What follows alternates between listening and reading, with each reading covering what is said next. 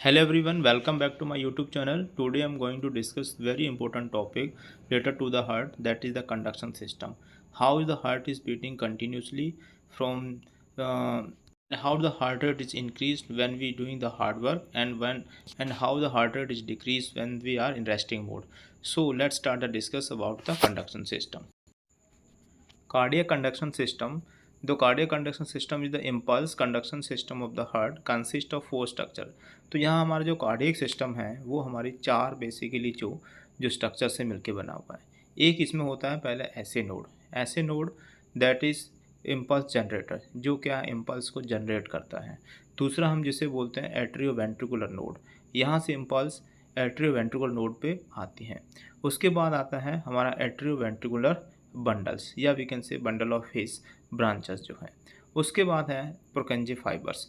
तो यहाँ basically four जो है कार्डियक कंडक्शन सिस्टम के अंदर स्ट्रक्चर्स हैं। तो ये स्ट्रक्चर किस प्रकार से सिंक्रोनाइज वर्क करते हैं और किस प्रकार से हार्ट रेट जो है, किस प्रकार से electrical activity in the heart जो है वो होती हैं, वो हम इसमें डिस्कस करेंगे। तो cardiac muscles fibre that compose the structure are specialised from the impulse conduction rather than normal specialisation of the muscle fibre for the contraction. तो यहाँ पे क्या कंडक्शन एक स्पेशल इम्पल्स अपने आप से ही जनरेट करती है इम्पल्स। इसमें किसी भी नर्वस सिस्टम का कुछ भी कंट्रोल नहीं है, सेल्फ ये कंडक्शन सिस्टम्स इसमें अराइज चलता स्टार्ट होता है और कंटिन्यू चलता रहता है। नेक्स्ट है first is cyano atrial node. तो साइनो एट्रियल नोड के अंदर ऐसे नोड जिसे बोलते हैं that is located in wall of the right atrium near the superior vena cava opening. तो यहाँ जो हम बात करें ऐसे नोड की, ये कहाँ पे प्रेजेंट है? राइट एट्रियम में, जो हमारा सुपीरियर वेना केवा है उसके जस्ट ओपनिंग के पास में प्रेजेंट है।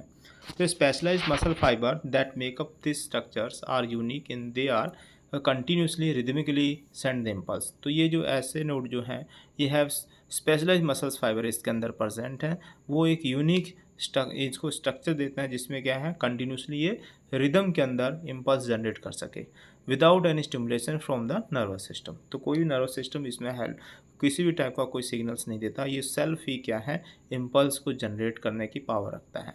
तो इसी वजह से हम इसको बोलते हैं that is the pacemaker, that is called pacemaker. जो self impulse can generate that is the pacemaker. तो ये ऐसे नोड को हम सेल्फ एग्जिस्टिंग भी बोलते हैं। तो सेल्फ एक्साइटिंग जो है वो क्या है? ऐसे नोड है।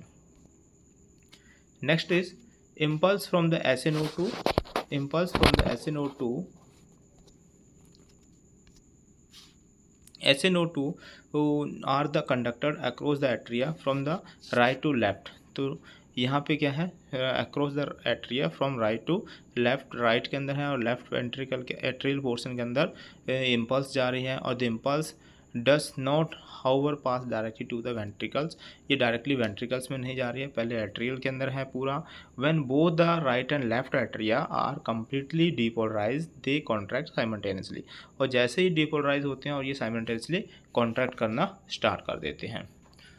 So at the atrial depolarizing, the impulse is picked up by the another group of specialized muscle fiber called the atrioventricular nodes। और उसके बाद क्या है, जो डीपोलराइज हुआ जो एट्रियल पोर्शन को, वहाँ से इम्पल्स जो है पिकड अप होती हैं स्पेसिफिक मसल्स फाइबर प्रेजेंट है जो जिसे क्या बोलते हैं एट्रियोवेंट्रिकुलर नोड या एवी नोड। और ये एवी नोड लोकेटेड है हमारे floor of the right ventricle portion to the inter atrial septum जिसे बोलते हैं वहाँ पे। तो इंट्रा एट्रियल सेप्टम के जस्ट पास में प्रेजेंट है ये और floor of the right atrium पे प्रेजेंट है। This group of fibre is only conduction pathway between the atria and ventricle. तो ये स्पेसिफिक टाइप के जो फाइबर्स प्रेजेंट जो है एट्रिया वेंट्रिकल नोड के अंदर, वो जस्ट क्या कर रहे हैं only helpful in the conduction pathway and between the atria and ventricle के अंदर। As impulse is conducted through the AV node से जैसे इम्पल्स कंडक्ट होते हैं its spread speed is reduced. तो जैसे ही impulse is conducted through the AV node, its speed is reduced it due to the extremely small diameter of the conducting fiber। तो इसमें क्या है स्पीड रिड्यूस हो जाती है बिकॉज स्मॉल जो है डायमीटर फाइबर है इसके अंदर।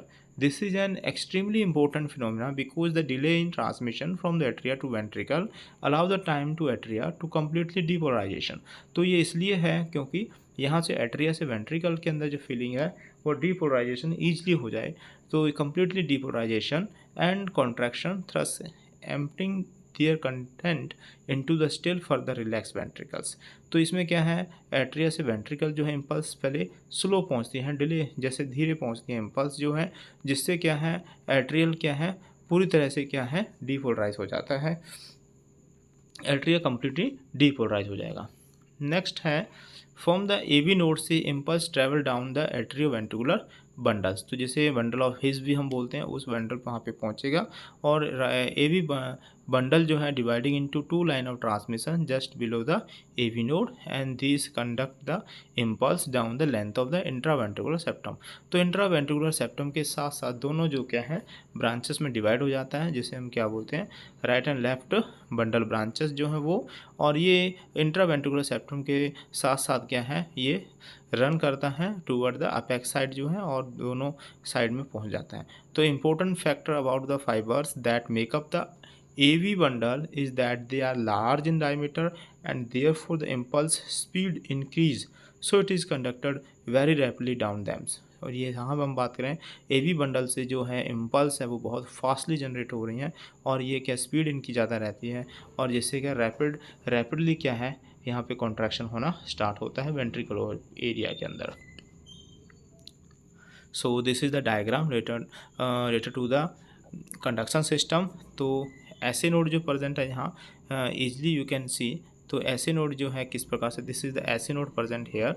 सो ऐसे नोड से इम्पल्स जनरेट हो रही है हमारे एट्रियल पोर्शन के अंदर and generating to the going to the atrial portion जो लेफ्ट पोर्शन है, और ये taking time to coming to the atria से वेंट्रिकल पोर्शन के अंदर। सो जो जिसकी वजह से क्या है ईजिली जो है एट्रियल डीपोलराइज हो जाता है। उसके बाद इम्पल्स पहुंची वेंट्रिकल पोर्शन पे that is the atrio ventricular, और उसके बाद बंडल ऑफ हिस, और उसके बाद क्या है बंडल ऑफ हिस से होता हुआ दोनों ब्रांचेस और बंडल ऑफ ब्रांचेस जो है, और उसके बाद क्या है प्रोकंजिया फाइबर्स में चला जाता है। तो यहाँ से जो इसका जो स्पीड है वो क्या फास्ट हो जाता है, जिससे बहुत जल्दी कॉन्ट्रैक्शन होना स्टार्ट हो जाता है। फोर्सफुली क्या कॉन्ट्रैक्शन हो रहा है हमारे वेंट्रिकल एरिया का।